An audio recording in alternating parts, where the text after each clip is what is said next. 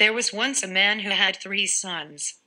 The youngest of the 3 was mocked and bullied by his elder brothers all the time.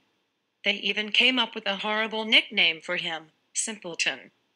Their father was getting old and wasn't as strong as he once was, so one day he asked his eldest son to go to the woods to chop wood for the winter. His mother made a cake for him to eat and filled a bottle of wine for him to drink. The boy left for the forest. On his way he met a dwarf who politely asked him for something to eat and drink, but the son said, "I only have 1 sweet cake and 1 bottle of wine. If I give them to you, there will be nothing left for me. So goodbye." Then he left the little man behind. But the dwarf wasn't ordinary, and he put a spell on the eldest brother. As soon as the son started chopping the first tree, he made a wild swing and hurt his arm. So he had to go home before he had even had a bite from the cake or a sip from the wine. So the second brother was asked to go instead. His mother gave him a cake and a bottle of wine too. As he was making his way into the woods, the second brother came across the same dwarf. The dwarf asked him for a bite of food and a sip of water if he had any, but the second brother, just like the first one, answered that he wouldn't share any of the cake and the wine because then there would be less for him. Just like his elder brother, he left the dwarf behind. But as soon as he took out his axe and took a few swings, he accidentally hurt his leg and had to go home to have it bandaged. It was again the dwarf's doing, a punishment for being so selfish.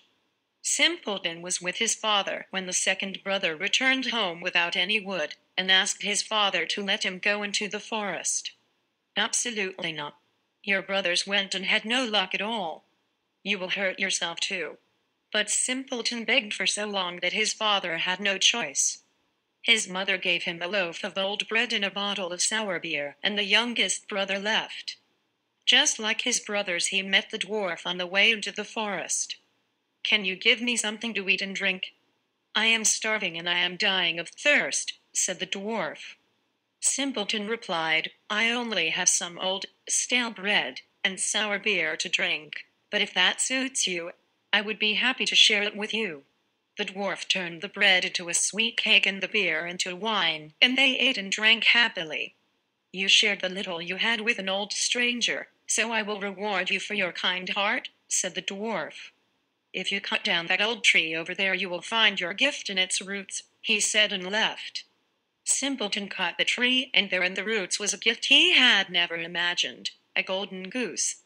It was covered in gold. It even had gold feathers. He took the goose under his arm and walked to the nearest inn, where he decided to spend the night. He went into the inn and went to sleep, leaving the goose unattended. The innkeeper's 3 daughters saw it. They started talking about it. "What an amazing bird. Is it really pure gold? And wouldn't it be amazing to have just one of its gold feathers?" The eldest of the 3 came closer and tried to pluck a feather. But as soon as she touched the goose, she stuck fast to it. The second one immediately ran to help her sister, but she got stuck to the first one. The youngest of the 3 hadn't quite thought it through when she ran to help her elder sisters, and she stuck to the second one. So they all had to sleep as they were, stuck to the goose. In the morning, Simpleton took the goose under his arm and made his way to the town, paying no attention to the fact that there were 3 girls stuck to the poor bird. On their way, they met a vicar. "What are you girls doing chasing this young man here?" he said, indignant at the procession he was seeing. He held the youngest to pull her away, but this only led to him sticking his hand to hers. Now he had to become a part of the chain too. They came across a second vicar who, amazed at the quintet, decided to remind the first one that they had a christening that day. But before they could warn him not to touch anyone, the second vicar was already stuck tight to them, and so he had to join the strange parade. Trotting one after another, they came across 2 woodcutters, who held their axes and offered to set them free. But as their axes touched the group, they were immediately held fast to the others, forming a train of 7. As Simpleton and the people behind him entered the city, they heard that the king would give the princess's hand in marriage to someone who could make his daughter laugh, because she was so serious all the time. Simpleton decided that they looked funny enough, so he went to the king's daughter. When she saw the funny convoy of people and a gold goose, she laughed so hard that her stomach hurt. Although Simpleton was the only one who had managed to complete the task, the king didn't want his daughter to marry him, because he said, "He is too simple for my princess." So the king thought of another quest.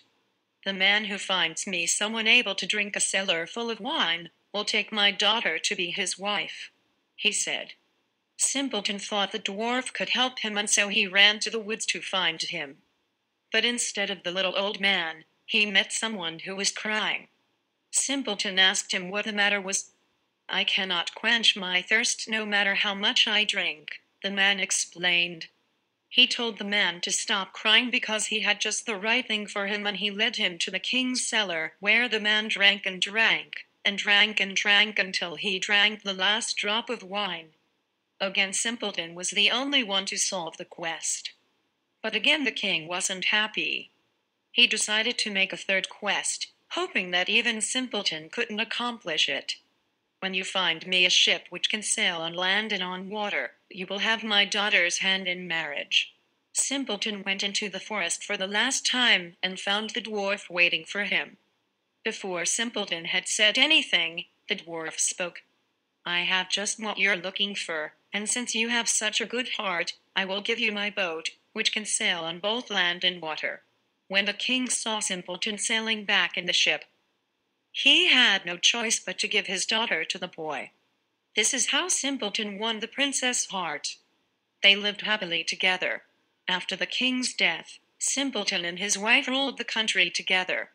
His parents and his brothers never called him Simpleton again, but always used his real name.